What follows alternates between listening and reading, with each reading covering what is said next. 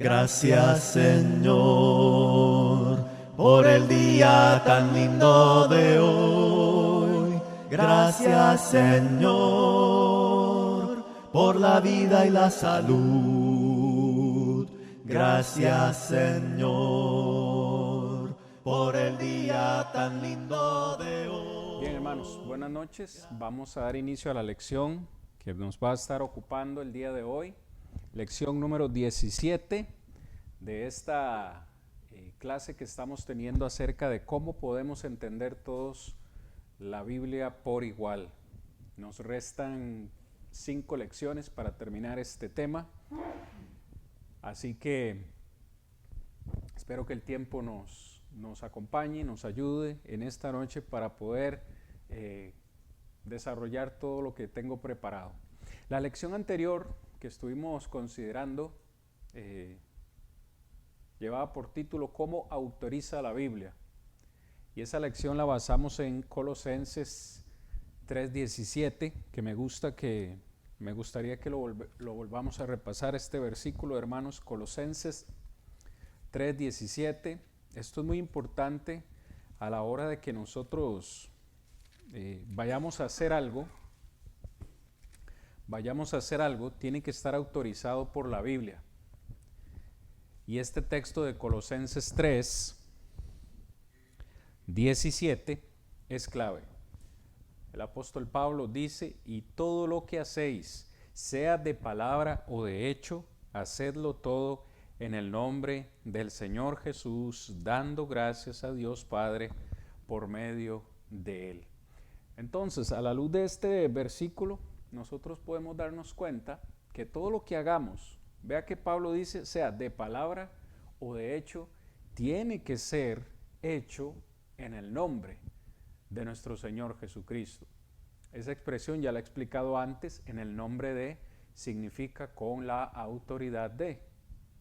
Es decir, Cristo Jesús es quien tiene la autoridad de decirnos qué podemos o qué no podemos hacer. Él mismo le dijo a sus discípulos: toda autoridad me es dada en el cielo y en la tierra. Eso fue más o menos lo que vimos la lección anterior. Vamos a entrar en materia para que nos alcance el tiempo. Hoy vamos a entrar, desde hoy y hasta la última lección, vamos a estar hablando específicamente, hermanos, cómo interpretar apropiadamente la Biblia. Ahora sí que nos vamos a poner en tema, ya más específicamente, creo que lo hemos hablado pero de una manera muy general, cómo interpretar la Biblia apropiadamente.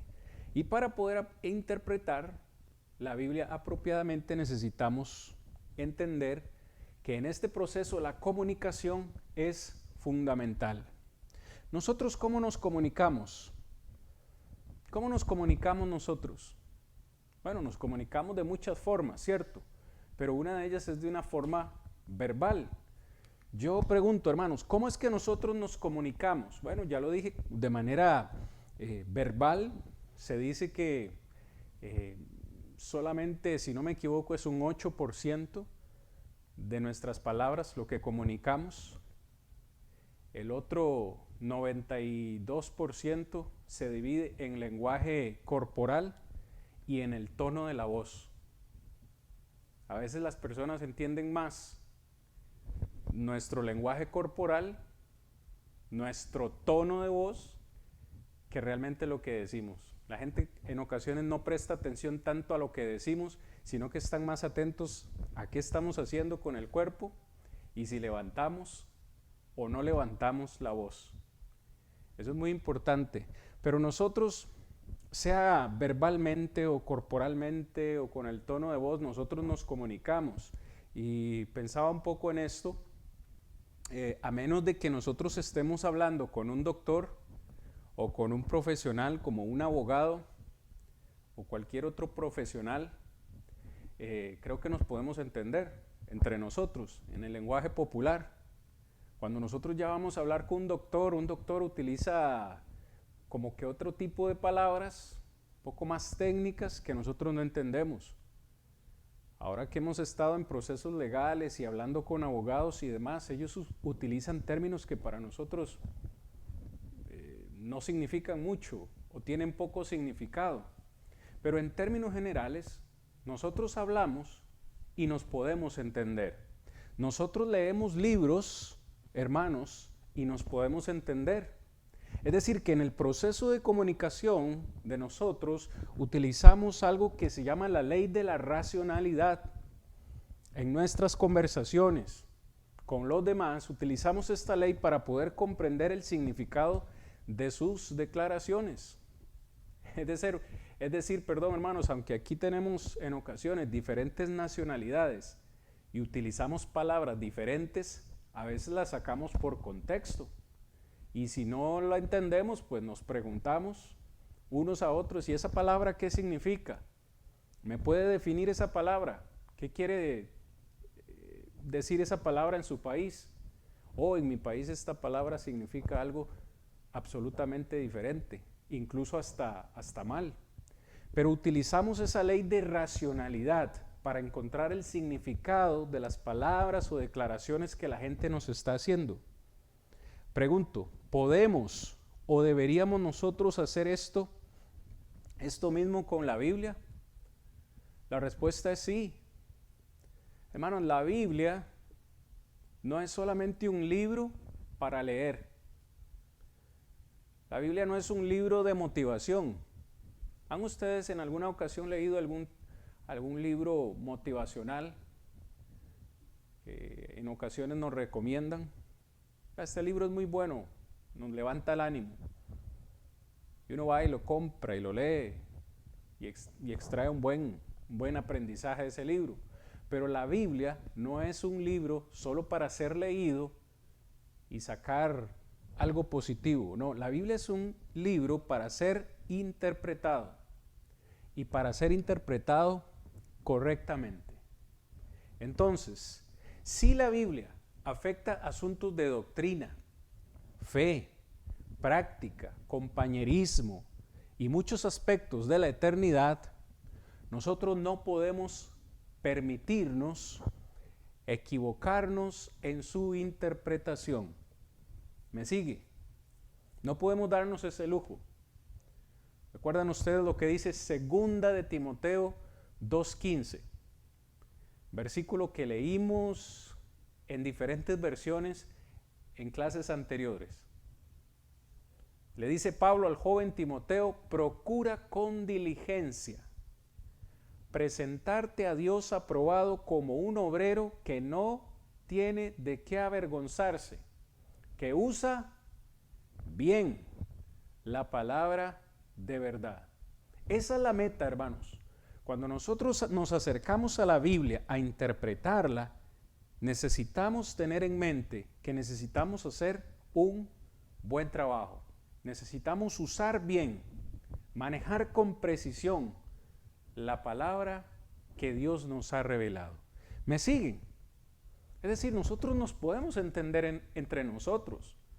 Podemos entender libros que leemos, revistas que leemos, el periódico y demás. Pero ¿por qué al acercarnos a la Biblia resulta o pareciera ser que es casi que imposible poder entenderla para algunas personas?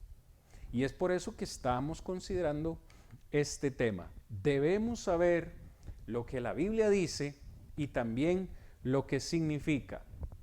Y ahí es donde la interpretación adecuada se vuelve clave. De nuevo, lo he dicho en lecciones anteriores y lo vuelvo a repetir hoy. Dios nunca va a revelar un mensaje cifrado en un código cifrado que sea imposible de entender o de interpretar. La Biblia se resume en un solo tema, desde Génesis hasta Apocalipsis. La Biblia se resume en un solo tema: salvación. Una salvación que Dios le quiere ofrecer a la humanidad. Se la ofrece constantemente. ¿Cómo puede ese mensaje estar cifrado? No lo puede estar. Dios nos ha dado un mensaje que se puede entender. ¿Vamos bien? En esta noche vamos a ver 3 pasos necesarios para interpretar correctamente, adecuadamente la palabra de Dios. ¿Estamos listos? En primer lugar, Cuando usted se acerca a un texto de la Biblia, a un capítulo de la Biblia, a un libro de la Biblia, el primer paso que usted tiene que hacer es reunir toda la evidencia posible, la evidencia relevante acerca de ese tema, acerca de esa pregunta, acerca de esa palabra, acerca de ese acontecimiento. Cuando usted toma entonces un versículo, vamos a tomar como ejemplo para esta noche Juan 3:16. Porque de tal manera amó Dios al mundo, que ha dado a su Hijo unigénito para que todo aquel que en Él crea no se pierda, mas tenga vida eterna. Vamos a tomar como referencia este versículo. Entonces vamos a tratar de interpretar este versículo. Para poder interpretarlo bien, necesito reunir toda la evidencia que hay alrededor de este versículo. Y cuando digo evidencia me refiero al contenido en primer lugar. El contenido de las palabras, la gramática de esa oración, de ese versículo. Recordando en primer lugar que el idioma original en el que se escribió el Nuevo Testamento no fue el español. El idioma original en que se escribió el Nuevo Testamento es el griego. Eso en primer lugar. Ahora, cuando hablamos de evidencia, también nos referimos al contexto. Al contexto, en primer lugar, literario. Es decir, ¿qué quiso dar a entender el escritor en ese versículo? Pero yo no puedo formular, ni nosotros podemos formular una verdad en solo ese versículo. Tengo que ver los versículos que están antes de él. Tengo que ver los versículos que están después de él. Tengo que analizar todo el capítulo, es decir, todo el capítulo 3. Tengo que analizar todo el Evangelio de Juan. Porque ese solo versículo, Juan 3:16, tiene que estar en armonía con todo el capítulo 3, con todo el Evangelio de Juan, con toda la Biblia. Es decir, para poner esto en perspectiva, muchos utilizan Juan 3:16 para decir que solo la fe salva, que solo es importante creer en Jesús para alcanzar la salvación. Ok, claro está que usted lee este versículo y usted dice, bueno, la fe es importante, el creer es importante, pero ¿es solamente la fe importante para alcanzar la salvación? Si usted hace esa conclusión que usted está haciendo tiene que estar en armonía con el resto del capítulo. Y ya con el resto del capítulo encontramos un problema, porque el mismo Jesús, capítulo 3 de Juan, está hablando con Nicodemo y le dice Jesús a Nicodemo. ¿Recuerdan lo que le dijo? Versículos 3, 4, 5. Si no lo recuerdan, hermanos, lo podemos leer. ¿Qué le dijo en primer lugar Nicodemo a Jesús? Señor, sabemos que has venido del cielo. Sabemos que vienes de Dios, porque nadie puede hacer las obras que tú haces si no está Dios con él. Jesús le responde en el versículo 3, de cierto te digo que el que no naciere de nuevo no puede ver el reino de Dios.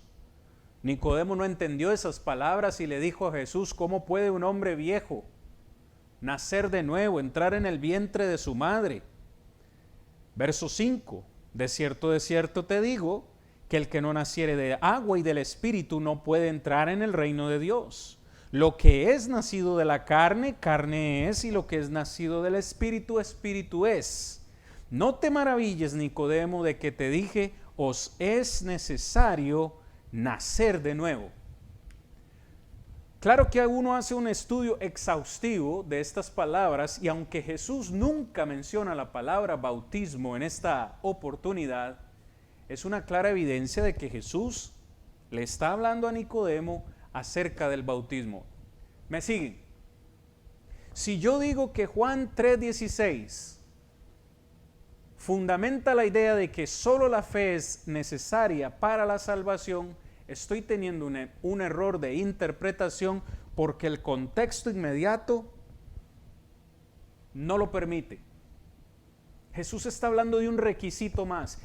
Es más, tal vez me voy a adelantar un poco a la clase, pero lea el último versículo, por favor, de Juan capítulo 3.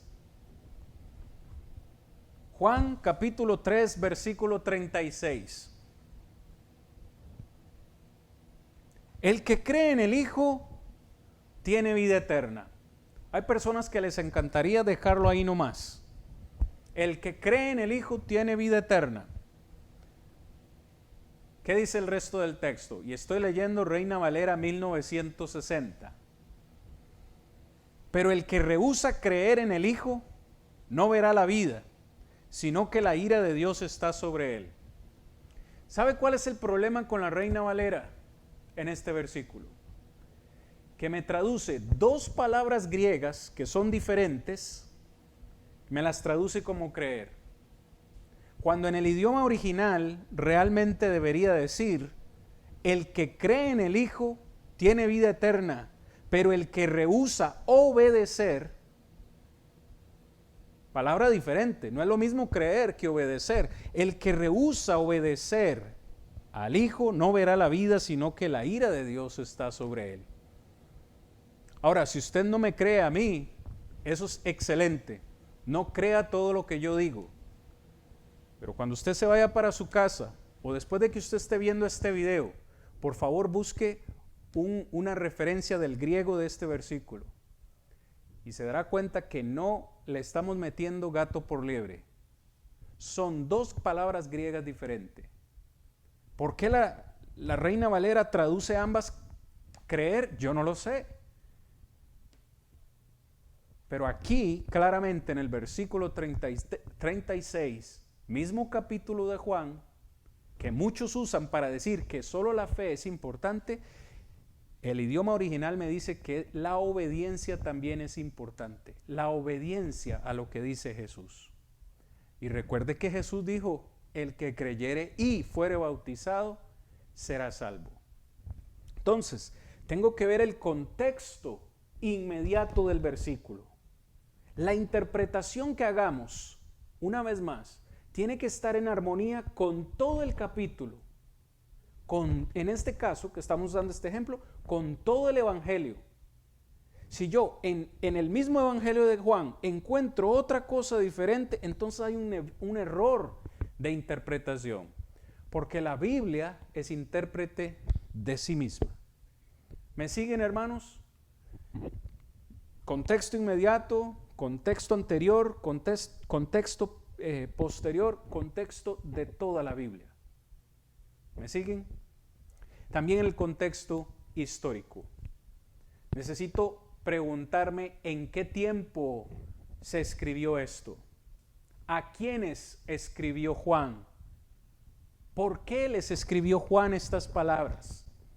¿A dónde se encontraban? Es decir, los aspectos geográficos, topográficos, políticos. ¿Por qué se escribió este evangelio?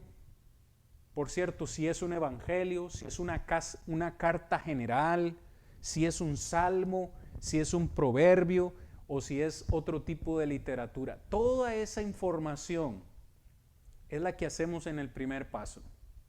Yo no puedo saltar a hacer una exégesis. Recuerden, hermanos, si lo han olvidado, esta es parte del segundo paso. Voy a ponerlo acá de una vez. Pero recuerden que lo que hacemos a la hora de interpretar la palabra es hacer una exégesis. Una exégesis es leer un texto y sacar el significado de ese texto. Extraer, eso es exégesis, no al revés. Al revés se llama iexégesis, que es intentar poner en el texto un significado que el texto no tiene. Muchas personas cometen ese error cuando dicen, yo pienso que este versículo, o a mí me parece que lo que Jesús quiso dar a entender, eso es un problema. Estamos introduciendo o tratando de forzar el texto a darle un significado que el texto no tiene. En el segundo paso, después, figúrese, después que hemos reunido toda la evidencia, que ya buscamos el versículo, el contexto anterior, posterior, de toda la carta o de todo lo que estamos analizando, cuando ya tenemos todo eso, en el segundo paso lo que vamos a hacer es a manejar esa evidencia que hemos reunido. Es como si fuésemos nosotros investigadores privados. Un investigador va y busca todas las pistas, todas las piezas del rompecabezas para poder armar un caso y poder resolverlo. Es nosotros exactamente lo que hacemos con la Biblia. Allí en esta parte, en este segundo punto, en este segundo paso, lo que vamos a hacer es preguntarnos, en primer lugar, ¿qué significó esto? Esto que estamos leyendo, ¿qué significó para las personas que estaban escuchando eso que estamos leyendo? Recuerde que nosotros no somos los recipientes primarios. Cuando Pablo le escribió a la iglesia de Corinto, ¿cuáles eran sus recipientes? ¿Cuáles eran sus destinatarios? La iglesia que estaba en Corinto. No a la iglesia de Plainview que está en Hazel Green, Alabama. Pablo no escribió para nosotros, le escribió a los corintos. Entonces la primera pregunta que hacemos es, ¿qué significó esto para los corintos? ¿Qué significó para ellos que Pablo les hablara del amor en 1 Corintios 13? ¿Por qué Pablo les habla del amor a ellos? Y les describe cómo es el amor ágape.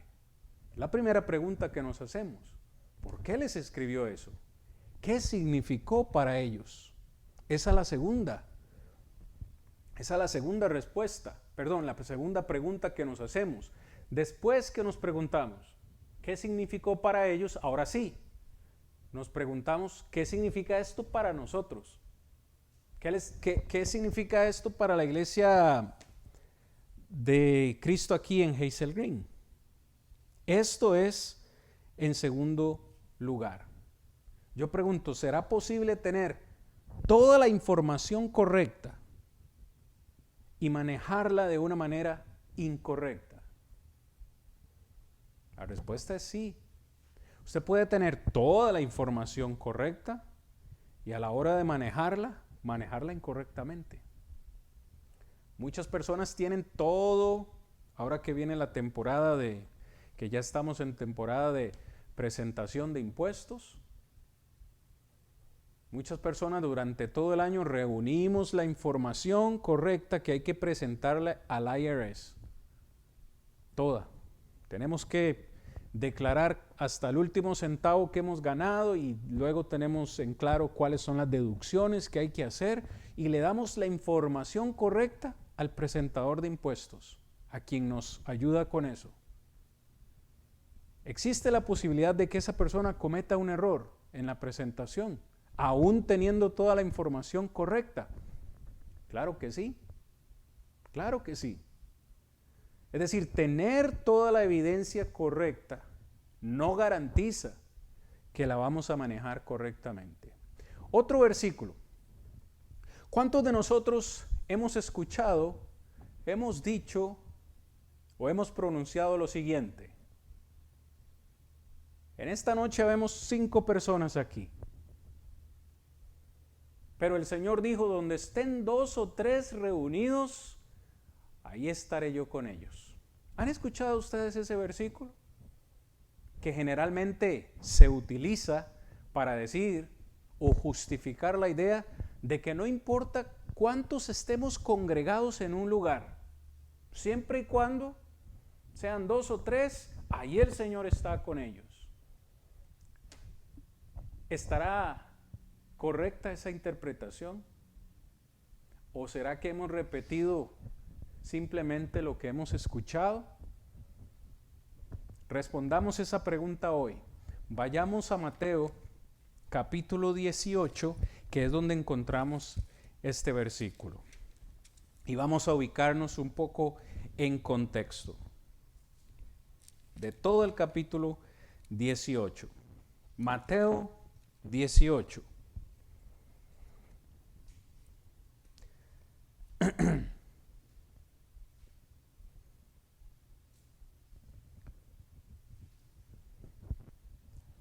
¿Estamos ahí, mis hermanos? Espero que sí. Dice el versículo 20, porque donde están 2 o 3 congregados en mi nombre, ahí estoy yo en medio de ellos. Ok, ese es el que citamos con regularidad, como ya anteriormente lo dije, pero ubiquémonos en contexto. Y el contexto inmediato de este versículo empieza en el versículo 15. Note por favor que es Jesús quien está hablando. Y dice, por tanto, si tu hermano peca contra ti, ve y repréndele, estando tú y él solos. Si te oyere, has ganado a tu hermano. Mas si no te oyere, toma aún contigo a 1 o 2, para que en boca de 2 o 3 testigos conste toda palabra. Y si no los oyere a ellos, dilo a la iglesia, y si no oyere a la iglesia, tenle por gentil y publicano. De cierto os digo que todo lo que atéis en la tierra será atado en el cielo, y todo lo que desatéis en la tierra será desatado en el cielo. Otra vez digo, ya lo dijo una vez. Voy a detenerme aquí, hermanos, rápidamente, para decir, Jesús nos está explicando cómo se debe perdonar a un hermano que comete una falta. Si alguien comete una falta contra mí, Jesús me dice que yo debo ir y hablar con él mientras estamos solos. No debo incluir a nadie más. Si él se arrepiente, dice Cristo, has ganado a tu hermano. Pero si no se arrepiente, Jesús me dice que tome a 2, ¿verdad? O 3 testigos para ir a hablar con ese alguien. La primera vez que lo dice. Note cómo en el versículo 19, otra vez les digo, que si 2 de vosotros se pusieren de acuerdo en la tierra acerca de cualquier cosa que pidieren, les será hecho por mi Padre que está en los cielos. De nuevo utiliza Jesús un ejemplo para decir, bueno, si 2 o 3 personas se ponen de acuerdo para hacer una petición en oración, bueno, el Padre se las ha de conceder. Y es ahí donde llegamos al versículo 20. Pues donde están 2 o 3 congregados en mi nombre, ahí también estoy yo en medio de ellos. Note la pregunta de Pedro, por favor, en el versículo 21. Se le acercó entonces Pedro y le dijo, ¿cuántas veces perdonaré a mi hermano que peca contra mí? ¿Hasta 7? Jesús le dijo, no te digo hasta 7, sino aún hasta 70 veces 7. Versículo 15, versículo 16 nos habla acerca de testigos. Por contexto, se está refiriendo, como ya lo mencioné, hermanos, toda la lectura gira en torno al perdón, ¿no? Es el tema principal de Jesús aquí. ¿Cómo se debe perdonar a alguien? Y habla acerca de un proceso que, por cierto, en ocasiones muchas veces nos saltamos ese proceso. Alguien peca contra nosotros, nos ofende, y en lugar de ir a hablar con ese alguien, vamos a hablar con otra persona antes de ir a hablar con ese alguien. Y esto está mal.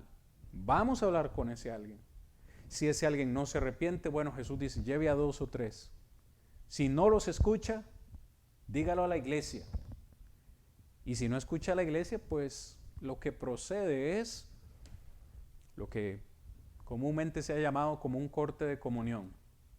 Téngalo por un gentil y publicano, porque bien sabemos que los judíos no se relacionaban con los gentiles ni los publicanos. Entonces, cuando yo llego al verso 20, usted puede que esté o no esté de acuerdo con esto, pero por contexto se trata acerca de 2 o 3 que se ponen de acuerdo para procesar a un hermano que ha pecado.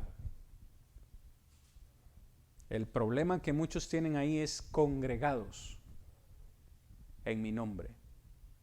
Y utilizan esa palabra congregarse, que es reunirse, obviamente, con la autoridad de Cristo Jesús, pero en este caso, por contexto, para ponerse de acuerdo en cómo disciplinar a un hermano que ha pecado.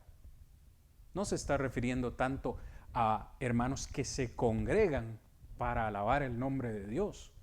El contexto no lo permite, no permite hacer esa deducción. Entonces, una vez más, muy importante, antes de nosotros seguir repitiendo versículos con interpretaciones, que probablemente hemos escuchado, es muy importante que nosotros mismos hagamos esta investigación y nos preguntemos, bueno, ¿qué quiso dar a entender Jesús ahí?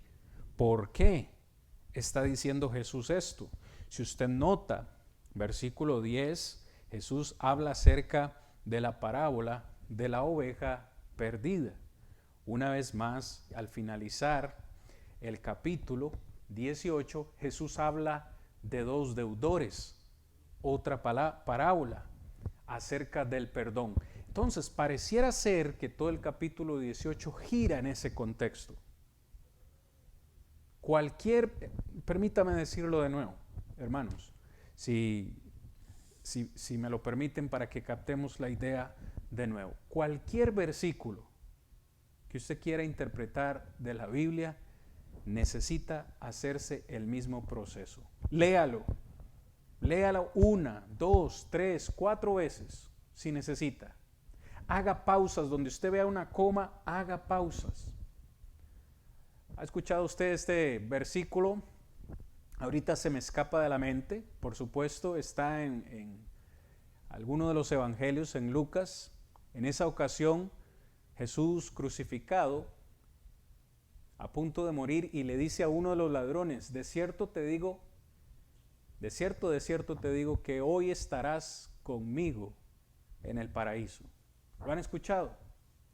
Pues resulta ser que algunos amigos de otras denominaciones ponen una coma y un acento para dar un significado completo, pero muy completo, a lo que Jesús quiso decir. Y le ponen una coma exactamente inmediatamente después de la palabra hoy. De cierto te digo hoy que estarás conmigo en el paraíso. Usted me dirá a mí, bueno, ¿y qué relevancia tiene eso? ¿Acaso cambia el concepto? Sí, cambia grandemente. Porque lo que Jesús dijo inicialmente fue que en el mismo momento que ellos murieran, de cierto te digo que hoy mismo estarás conmigo en el paraíso. Pero quienes ponen una coma antes, lo hacen para referirse o para dar a entender que Jesús le está diciendo, te lo estoy diciendo hoy, que algún día estarás en el paraíso. Eso cambia por completo.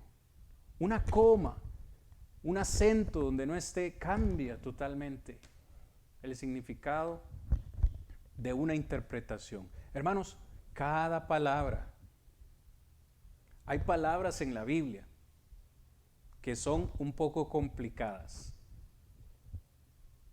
¿Ha visto usted la palabra parricida, marricida, lujuria? ¿Cuál otra que les venga a la mente? No sé, tantas que a veces uno tiene que ir al diccionario.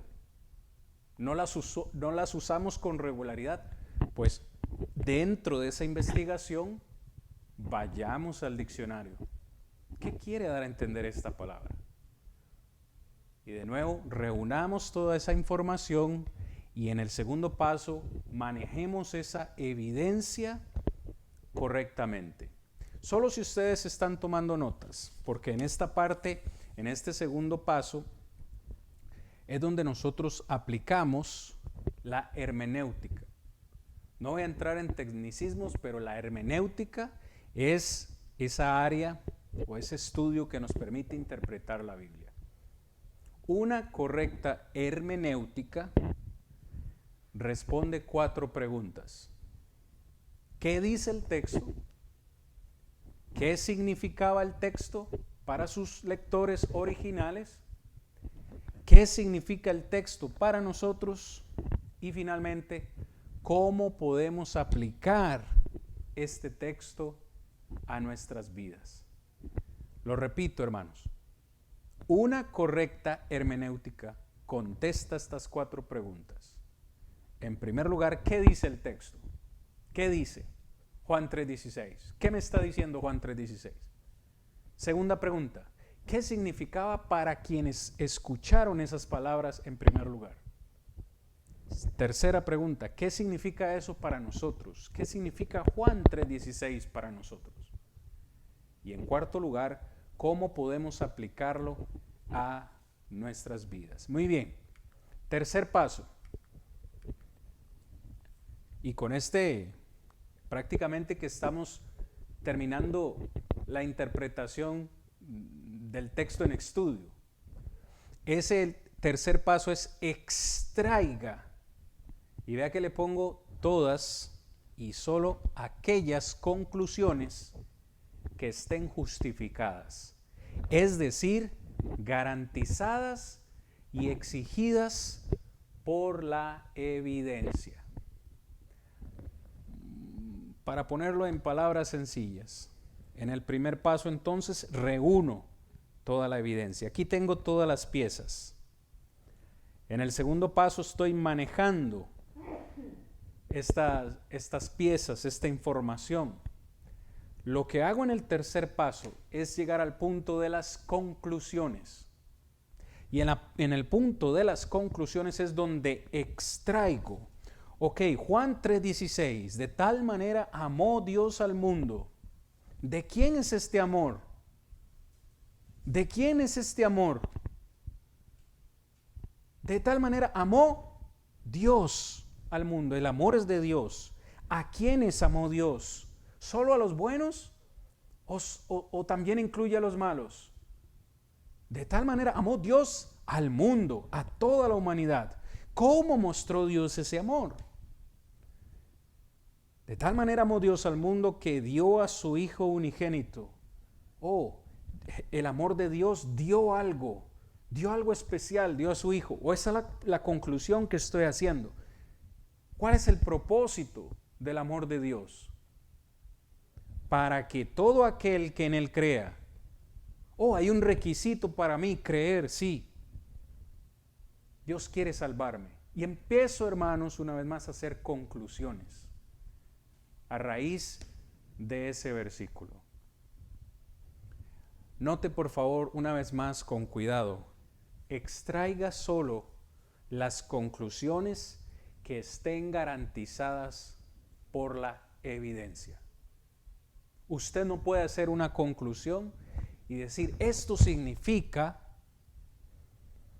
en este caso, como mencioné hace un momento, yo no puedo decir, ¿me están escuchando? Yo no puedo decir que la Biblia diga que la salvación es solo por fe. Yo no puedo utilizar Juan 3:16 para decir que la salvación es solo por fe. Porque el capítulo entero no lo permite. El resto de los evangelios no lo permite. El resto de la Biblia no lo permite. Recuerde, es muy peligroso hacer una doctrina o una conclusión basada en un solo versículo. Porque entonces yo debería ir, por ejemplo, a Hechos capítulo 2, versículo 38. Después de acusar a los judíos de haber matado a Jesús, ellos le preguntan a Pedro y a los otros apóstoles, ¿ahora qué haremos? La respuesta de Pedro, quiero hacer una pregunta, porque la respuesta de Pedro no sugiere que ellos tengan fe. ¿Por qué Pedro no les dijo a ellos que debían tener fe para ser salvos? Ellos habían matado a Jesús. Eso es una evidencia clara. Pedro los acusa directamente. Y lo mataron porque no tenían fe en él. No creyeron en él. Pero cuando ellos hacen la pregunta, ¿ahora qué haremos? Pedro responde, arrepiéntanse y bautícense en el nombre de Jesucristo para el perdón de los pecados. ¿Por qué Pedro no les dijo que debían tener fe? ¿Alguien quiere hacer algún comentario? ¿Alguna idea sobre esa pregunta? Porque alguien puede decir, es que aparentemente hay una contradicción. Mira, Juan 3:16 me dice que es necesaria la fe. Pero aquí Pedro se está contradiciendo porque Pedro no nos está diciendo que debemos tener fe. Nos está diciendo que nada más nos arrepintamos y nos bauticemos. Entonces yo me puedo arrepentir y bautizar sin necesidad de tener fe. ¿Cómo respondemos o armonizamos esta aparente contradicción?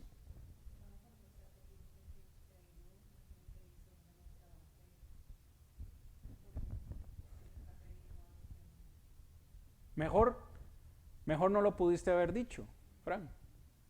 O sea, yo no lo hubiese podido haber dicho mejor que tú. Es obvio desde el momento que ellos el texto dice, se compungieron de corazón, versículo 37, y le dijeron a Pedro y a los otros apóstoles, ¿qué haremos? En esa sola pregunta se encuentra una plena convicción y un pleno entendimiento de que sí, lo que ellos hicieron fue erróneo. Es decir, ellos están creyendo a lo que Pedro les está diciendo. Y eso los lleva a hacer esta pregunta. Queremos saber qué más o qué se debe hacer para solucionar esto que hicimos. Es obvio, y lo vamos a ver ahorita, es obvio que ellos tenían fe o tuvieron fe. La fe viene por el oír la palabra de Dios. Es exactamente lo que ellos están haciendo, escuchando la palabra de Dios por medio del apóstol Pedro. Entonces uno necesita reunir todas las piezas para poder llegar a esa conclusión. Es aquí donde uno, de nuevo, extrae solo conclusiones que estén justificadas por la evidencia. Ahora, ¿cómo yo sé que el bautismo es importante?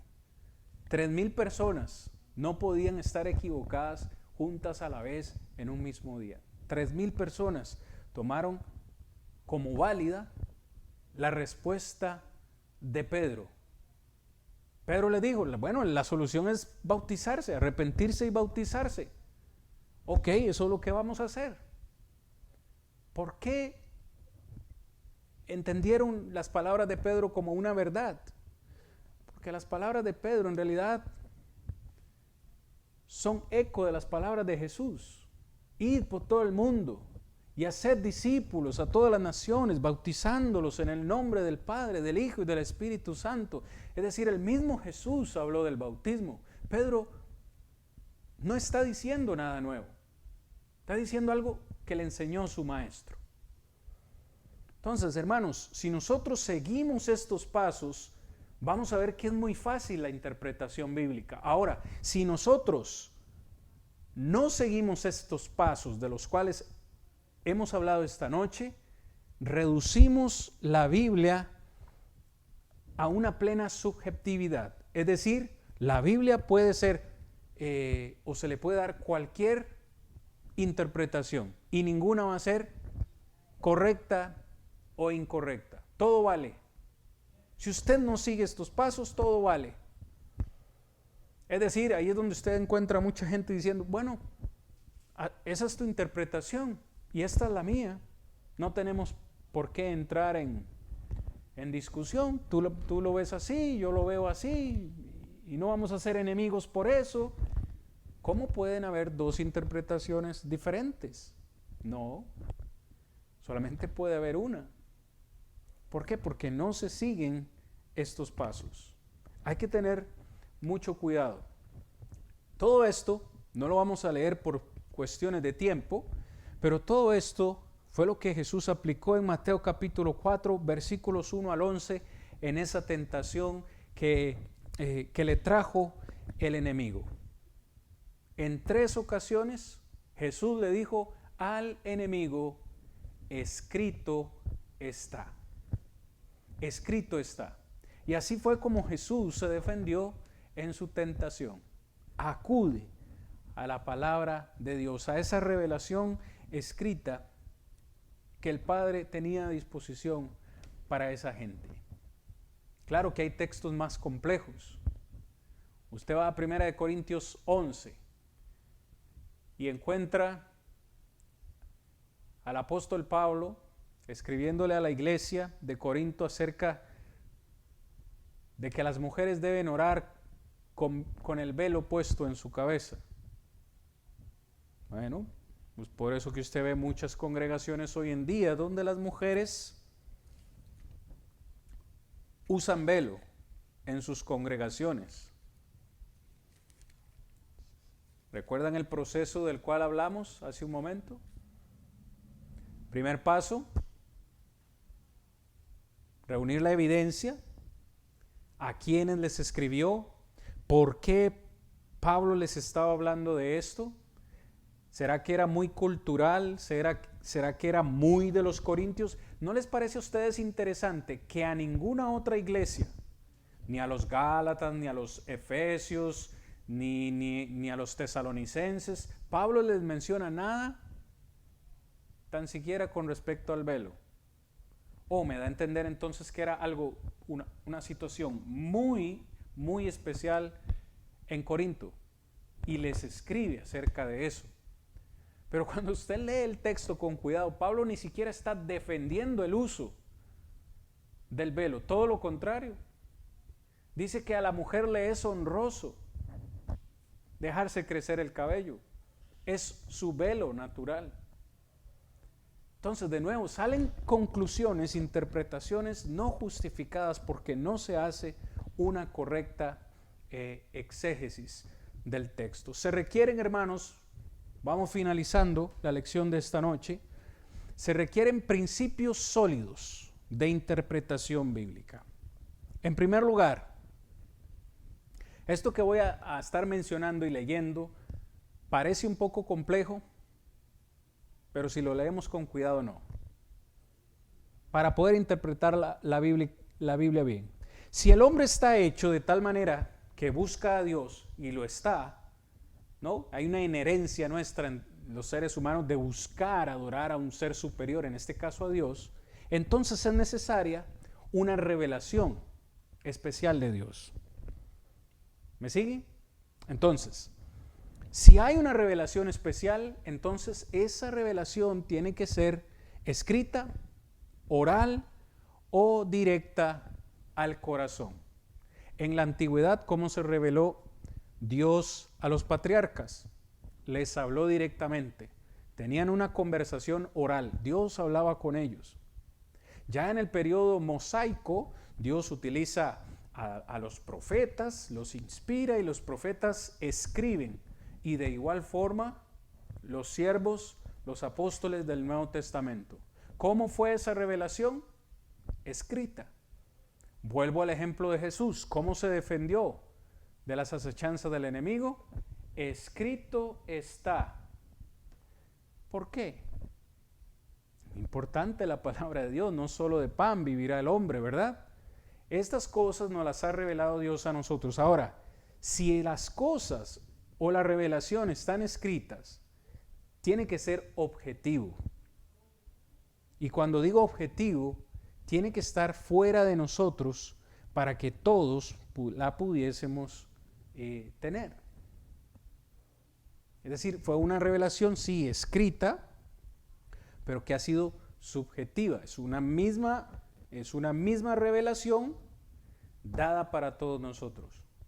No es que Dios me revela algo a mí y luego en otro tiempo le revela algo diferente a otra persona. No, hoy tenemos, como ya hemos visto en otras lecciones, tenemos ya completamente revelada la palabra de Dios y no hay más revelaciones. Ahora, si es objetivo, entonces tiene que ser proposicional. Y con esta expresión, simplemente lo que quiero dar a entender es que esta revelación tiene que ser escrita en oraciones comprensibles. Dios no nos ha revelado un mensaje que no se pueda entender. Es comprensible.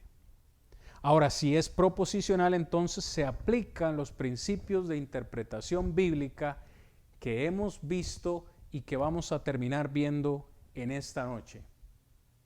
Por cierto, hermanos, esta diapositiva que sigue es la última de esta noche y lo que aparezca en esta diapositiva lo comenzamos a analizar la próxima semana. Esta diapositiva lo que nos dice es que esta revelación proposicional realmente se ve reflejada en estos principios hermenéuticos. Yo tal vez pongo acá palabras tal vez un poquito muy complejas, pero luego quiero explicarlo de manera sencilla. Una hermenéutica bíblica, para decirlo de esta forma, o una buena aplicación de la hermenéutica tiene tan solamente estos 4 principios. Así es como se interpreta la Biblia, con estos 4 principios. Hay algo que surgió hace algunos años, que algunos denominaron la nueva hermenéutica. Es un documento que tengo por ahí, que luego se los puedo hacer llegar si ustedes quieren. La nueva hermenéutica. Las nuevas formas en que se está interpretando la Biblia. Pero estas de acá son las correctas para interpretar la Biblia. En primer lugar, declaraciones o mandamientos directos. ¿Se cubrirá Dios a sí mismo de manera totalmente simbólica? No, no del todo. Sin declaraciones directas no es posible una exégesis objetiva. Es decir, ¿cómo yo sé que algo es aplicable a mí, que yo lo tengo que hacer? Bueno, Dios me da mandamientos directos, que a veces son positivos o negativos. Por ejemplo, un mandamiento directo. ¿Cuál sería un mandamiento directo? 1 Corintios 16, 2. Cada primer día de la semana, cada uno de vosotros ponga aparte algo según haya prosperado. Pregunto, ¿eso es un mandamiento directo, sí o no? Lo es. Es decir, Dios no me da a mí a escoger si me parece o no, es un mandamiento directo. Otro mandamiento directo, Hechos 2:38, arrepentíos y bautícese cada uno de vosotros en el nombre de Jesucristo. ¿Tengo yo decisión en ese mandamiento? No. Dios me dice arrepiéntase y bautícese. Otro mandamiento directo, expresado en una forma negativa. No desearás la mujer de tu prójimo. ¿No es eso un mandamiento directo? Es como cuando le decimos a nuestros hijos, hace o limpie su cuarto. ¿Le está poniendo usted opciones a su hijo? No, usted le está dando una orden directa y la hace porque la hace y la cumple porque la cumple. Un mandamiento directo. Dios nos ha dado órdenes o mandamientos directos que debemos cumplir. repito, cada una de estas las vamos a ir viendo en detalle en próximas clases. La segunda forma de interpretar es la implicación o lo que otros han llamado inferencia necesaria. ¿Cuál es una inferencia necesaria? Pongo las declaraciones no triviales o decir no plantea la pregunta, pero ¿cuáles son las inferencias? Yo creo que muchos estarían diciendo, en primer lugar, defíname qué es una inferencia. Muchos quizás ni entenderían esa palabra. Inferencia es deducir algo. Deducir algo. Usted lo saca por lógica, ¿no? Cuando usted deduce algo por lógica.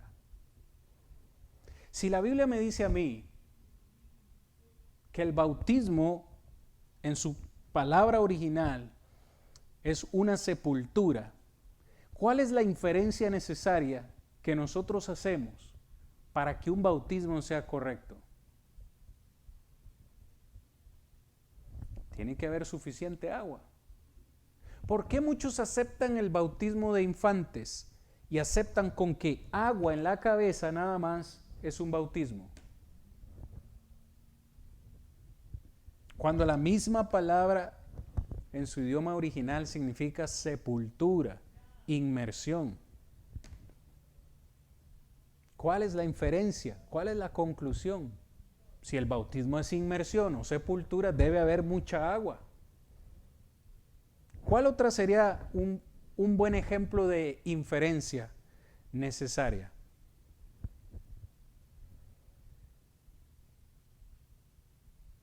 Hechos 27. Hechos 27 dice, reunidos los discípulos, el primer día de la semana, reunidos los discípulos para partir el pan, Pablo les predicaba y alargó el discurso hasta la medianoche.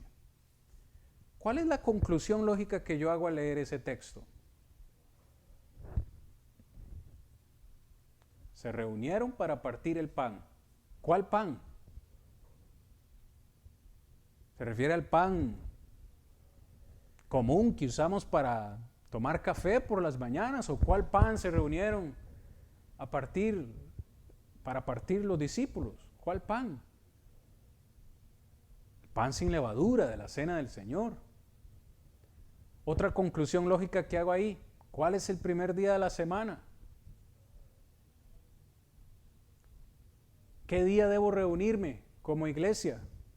¿El primer día de la semana? ¿Por qué otros se reúnen el sábado? Son inferencias, conclusiones necesarias. Termino con estas dos. Una vez más, hermanos, luego las vemos en detalle. Aunque la puse en tercer lugar, la voy a dejar de última. La conveniencia, para hablar acerca de las cuentas de acción en la historia, o lo que algunos han llamado ejemplo aprobado. Ejemplo aprobado. Yo puedo estar seguro que estoy haciendo una correcta interpretación de la Biblia o que estoy haciendo algo correcto cuando yo encuentro ejemplos en la Biblia de personas que hicieron lo mismo. Es decir, ¿por qué tomamos la cena del Señor una vez más para utilizar ese ejemplo? ¿Por qué utilizamos pan sin levadura y jugo de uva? ¿Por qué no utilizamos otra cosa? ¿Por qué no utilizamos, no sé, tortillas y Coca-Cola o pizza y jugo de naranja? ¿Por qué pan sin levadura y fruto de la vid? ¿Por qué? Porque tenemos ejemplo aprobado. Jesús lo dijo. Y es ahí donde instituyó la cena. De nuevo, pueden salir muchos otros ejemplos y los vamos a ver luego, pero yo no puedo venir aquí delante de ustedes un domingo, y decirles, hermanos, hoy en la cena lo que vamos a participar son leche y galletas. Galletas Oreo y leche. ¿Cuántos de ustedes lo aceptarían?